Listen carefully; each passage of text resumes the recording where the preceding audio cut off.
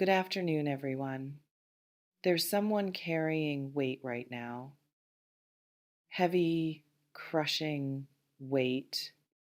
And what I'm picking up on as I tune into this energy is regret so deep it's changed them.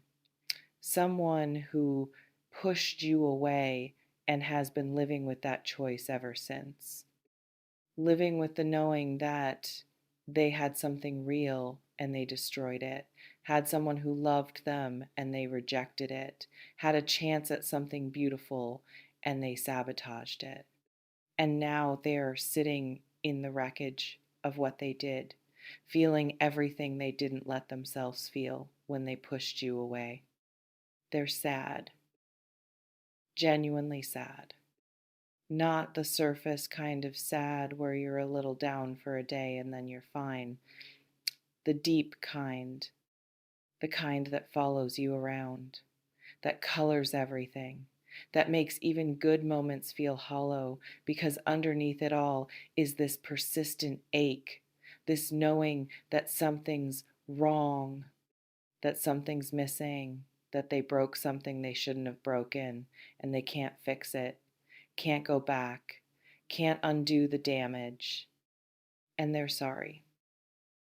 So sorry. Not just guilty. Sorry. There's a difference. Guilt is, I did a bad thing. Sorry is, I hurt you and I wish I hadn't. Sorry is personal.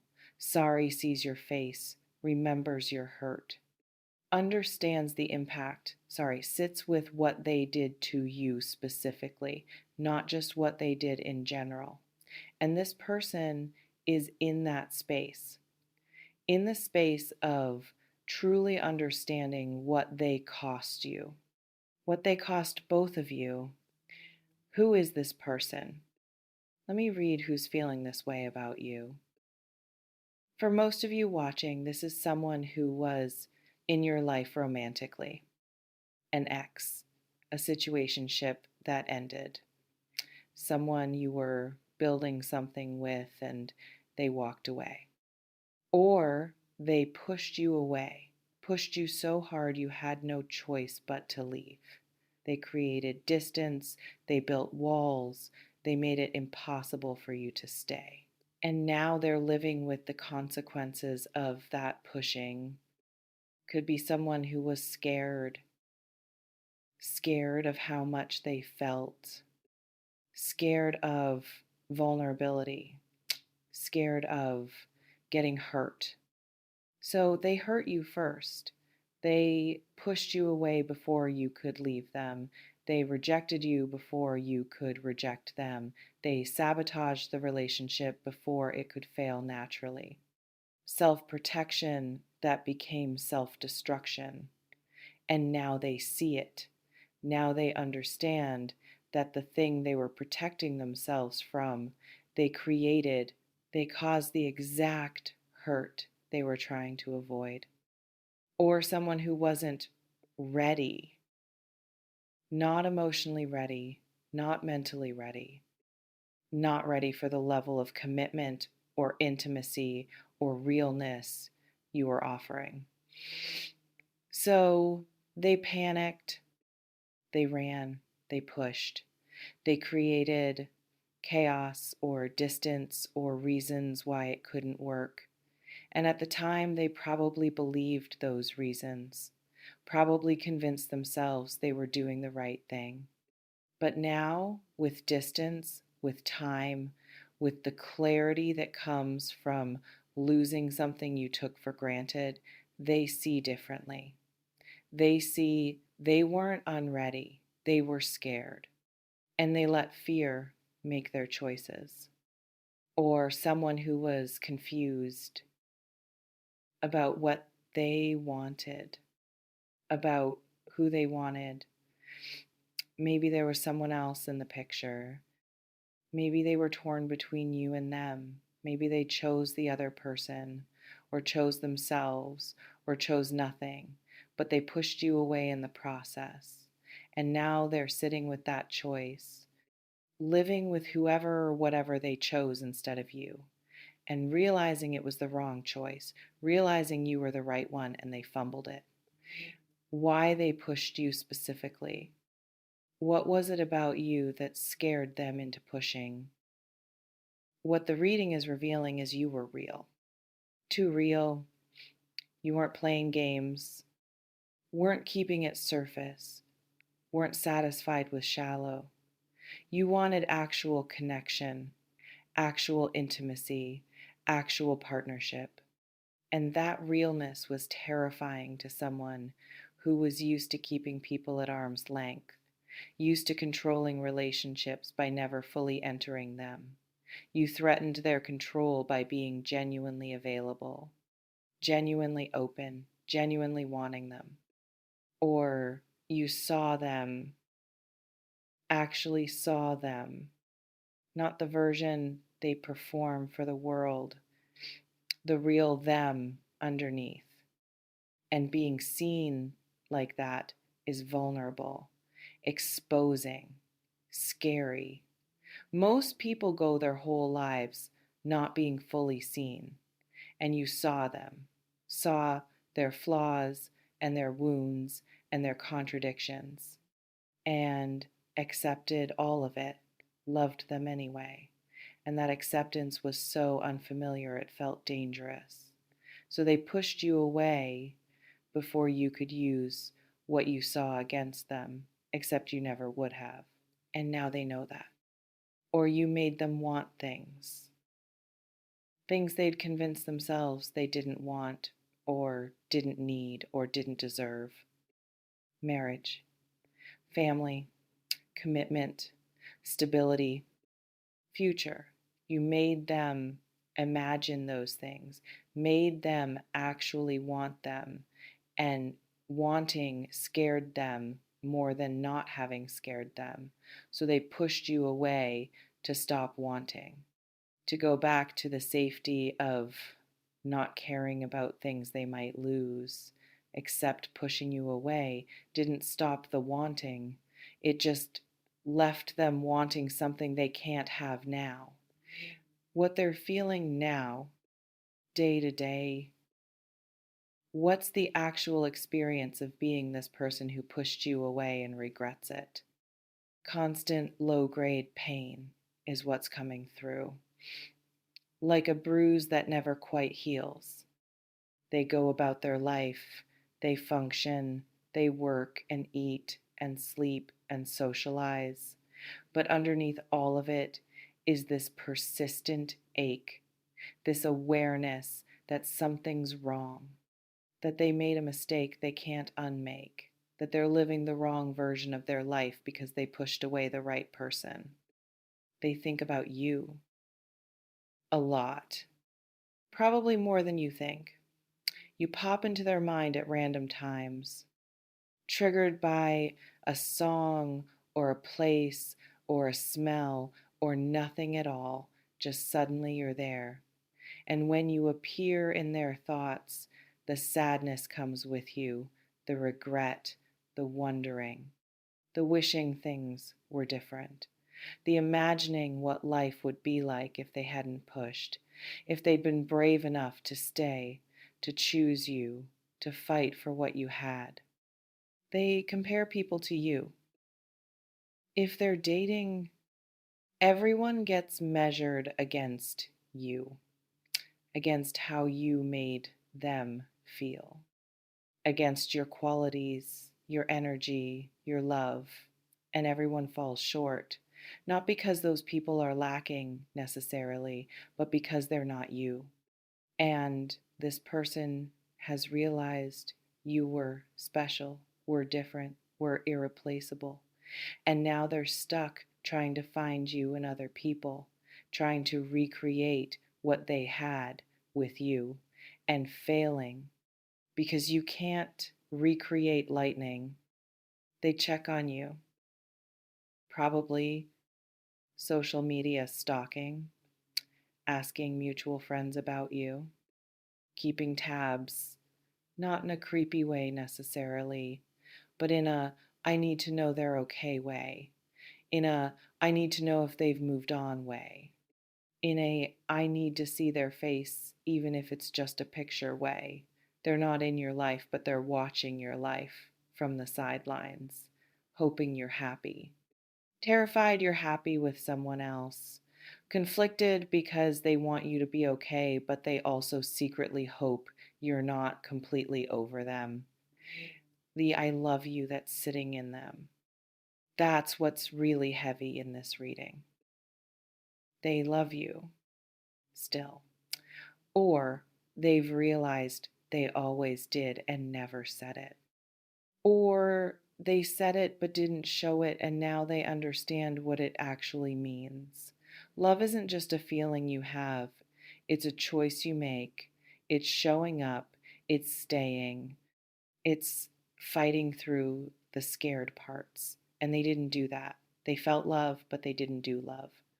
And now they're sitting with both the love that's still there and the awareness that having love doesn't mean anything if you don't honor it with your actions.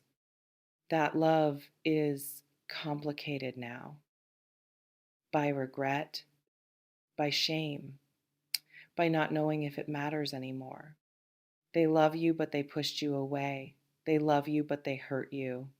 They love you, but they have no right to say it, no right to ask for anything from you, no right to your time or your attention or your forgiveness. So the love just sits there, unexpressed, growing, aching, with nowhere to go. What they want to say, if they could, if they had the courage or the opportunity or the belief that you'd listen, I'm sorry would probably come first.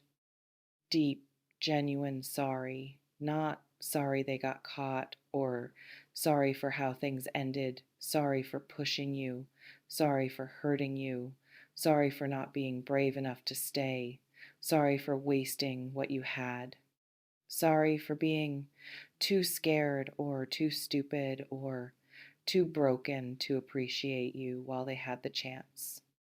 I was wrong would probably come next, about pushing you away, about thinking they were protecting themselves, um, about believing they didn't need what you were offering, about all the reasons they gave for why it couldn't work. They were wrong, and they know it now, and they'd own that. They'd take full responsibility for their choices. They wouldn't blame you or circumstances or timing, just themselves and their fear and their failure to rise to what you were offering. I love you might come last, or it might not come at all. Because saying, I love you after pushing someone away feels presumptuous, feels like asking for something they haven't earned the right to ask for. But they feel it. They feel it so much it hurts. And if they thought you'd believe them, if they thought it would mean anything to you now, they'd say it. They'd tell you that pushing you away didn't stop the love, didn't even slow it down. If anything, it intensified it, made them love you more because now they know what life without you feels like. And it feels wrong. Will they actually reach out? Will they say any of this? That's the question. And the reading is showing me mixed energy here. Some will, the sadness and the sorry and the love will become too heavy to carry silently. And they'll reach out, they'll send the message, make the call, show up, take the risk of being rejected or ignored or told it's too late. But they'll try, because not trying is slowly killing them. Others won't reach out, won't say anything. They'll carry it all silently, suffer with it privately, Let you go on not knowing how they feel or how much they regret or how desperately they wish they could undo it. Fear will keep them silent, or shame, or the belief that you're better off without them, or the certainty that you've moved on and hearing from them would just be an unwelcome disruption. What you should do if they reach out, if that message comes, if they finally work up the courage to tell you they're sad and sorry and still love you, you get to decide. You get to decide if you even want to hear it, if you want to engage, if you're interested in giving them a chance to explain or apologize or try again. Their regret doesn't create your obligation. Their sadness doesn't require your comfort. Their love doesn't demand your reciprocation. If you want to hear them out, if part of you has been hoping for this, then listen. Let them say what they need to say. Let them apologize fully. Let them own what they did. Let them be vulnerable with you in ways they weren't before. And then decide.